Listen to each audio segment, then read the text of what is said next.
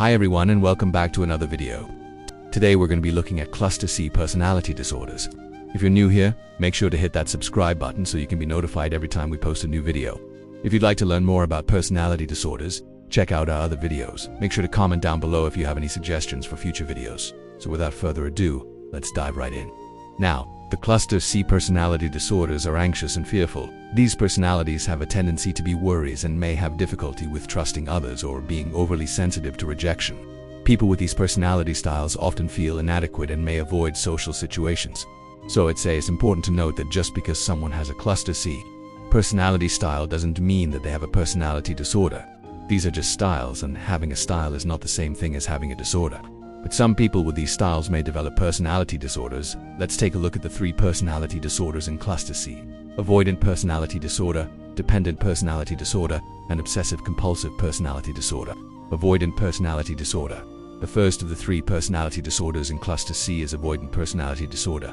The main symptoms of this disorder are social discomfort and avoidance of social situations. According to the DSM-5, those with this disorder have a pervasive pattern of social discomfort and reticence beginning in early adulthood. They fear being criticized, rejected, or humiliated, leading them to be extremely reluctant to enter into social situations unless they are certain they will be liked. People with avoidant personality disorder do not want to be around other people. They don't like being judged by others.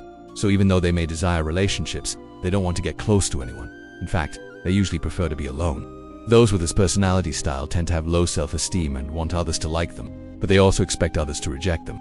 This expectation leads to them feeling disappointed when their expectations are confirmed. This isn't because they are arrogant and believe that they are better than others. Instead, they are so worried about being criticized that they don't want to put themselves out there. And as a result, they may have few friends, unlike those with social anxiety disorder.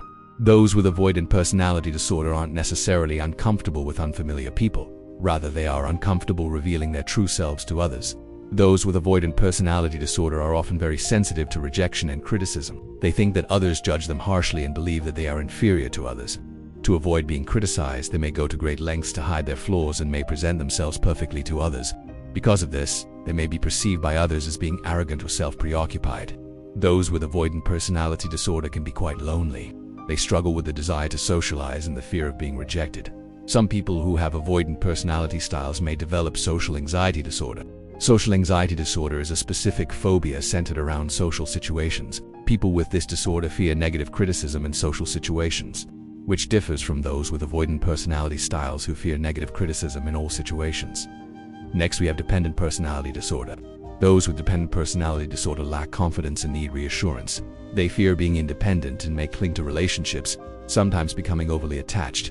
As a result, they may find it difficult to break up with partners. Those with this personality style need constant reassurance and may struggle with making everyday decisions. In fact, they may ask others to make decisions for them, whether it's what to wear or what to eat. This need for support may cause those with dependent personality disorder to choose partners who are emotionally or physically available, such as parents or close friends. However, over time, this may cause those with dependent personality disorder to choose partners who are willing to tolerate their behaviors. Those with dependent personality disorder may have trouble working independently. They may be afraid to work on tasks alone and may need some form of supervision. This is similar to those with obsessive-compulsive personality disorder who also struggle with working independently. Those with dependent personality disorder may view changes negatively, preferring to keep things the same. For example, they may struggle when a trusted family member moves away. They may also become upset when a daily routine is disrupted. It's common for those with dependent personality disorder to have experienced some form of abuse or neglect during childhood. This may lead to them feeling helpless and unable to care for themselves. This personality style can pose challenges in romantic relationships, as those with dependent personality disorder may expect their partner to take care of them. In turn, this may cause the partner to feel burdened and stressed. Over time, this may cause a relationship to deteriorate. Some people with dependent personality styles may develop a dependent personality disorder. Dependent personality disorder is a personality disorder in which one excessively relies on others to make their life function. People with this personality disorder struggle with making decisions independently and may fear being alone. The last of the 3 personality disorders in cluster C is Obsessive-Compulsive Personality Disorder. Those with Obsessive-Compulsive Personality Disorder are preoccupied with orderliness, perfectionism, and control. They tend to be inflexible and unwilling to compromise. Those with this personality style tend to have an inner perfectionist, always needing things to be neat and orderly. They may feel compelled to follow rules and regulations closely and have a hard time relaxing and letting go. They have a tendency to be workaholics and may focus excessively on minor details. As a result, they may have difficulty completing projects in a timely manner. Those with obsessive-compulsive personality disorder struggle to express their emotions. They may be seen as cold, insensitive, or inappropriate because of this. When those with obsessive-compulsive personality disorder care about someone, they may have difficulty expressing it. They may show their affection through acts of service rather than through words. Sometimes those with this personality style may have difficulty separating from family. This may cause conflict in adult romantic relationships. Those with this personality style tend to be controlling and may struggle to delegate tasks. This may cause them to have difficulty managing teams at work.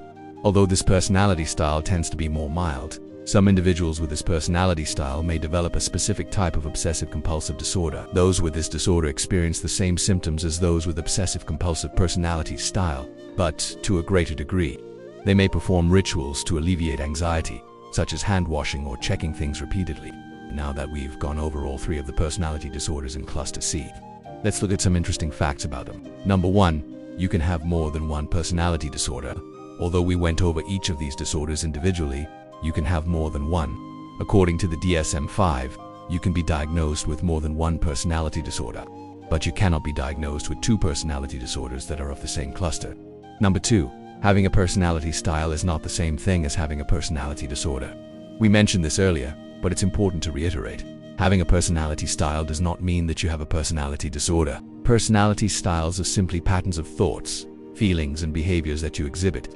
Personality disorders are mental disorders according to the Diagnostic and Statistical Manual of Mental Disorders, 5th edition. Number 3. There is some debate surrounding whether or not personality disorders should be categorized into clusters. Some believe that they should all just be listed in one category regardless of shared symptoms.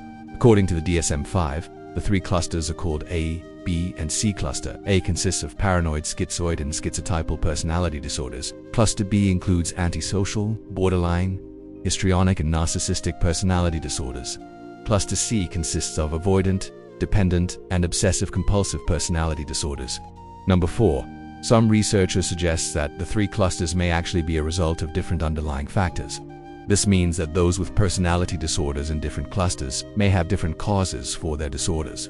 Some researchers suggest that there may be biological factors that contribute to personality disorders in Cluster A. In contrast, personality disorders in Cluster B and C may be more heavily influenced by environmental factors such as childhood trauma. Number 5. Although we have covered all 9 of the official personality disorders recognized by the DSM-5, there are other personality disorders that are no longer officially recognized. These include passive-aggressive, negativistic, and self-defeating personality disorders. These are now considered obsolete and are no longer used to diagnose patients. We hope that you enjoyed this video. Please let us know your thoughts down below. If you found this video helpful, please hit that like button and share it with others. Don't forget to subscribe so you can be notified every time we post a new video. Thanks for watching, and we'll see you next time.